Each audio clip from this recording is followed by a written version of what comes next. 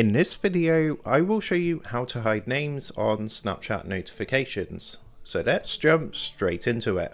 So in order to do this, the first thing you're going to want to do is open up Snapchat on your device. Once you've gone ahead and open up Snapchat, you want to press onto your profile icon, which is up here in the top left hand corner.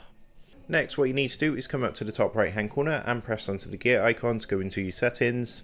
And then from here, you want to look for the option for notifications, which is just down here. Now, at the moment, there's no way to actually hide names from notifications. However, what you can do is actually turn your notifications off. So for example, say you've got a birthday notification and you don't want someone to see the name, you would just simply go ahead and tick the box for friends' birthdays. You can also do this for memories, mentions, and friend suggestions, and any of the other ones available in this section. So that is a quick tutorial on how to hide names in Snapchat notifications. With that being said, I hope this quick tutorial did help you out today. And if this did help you out, I would really appreciate it if you was to consider dropping down below the video, leaving a like, and also subscribing to the channel. With that being said, I just want to take a minute to thank you guys for watching this quick tutorial, and I will see you in the next video.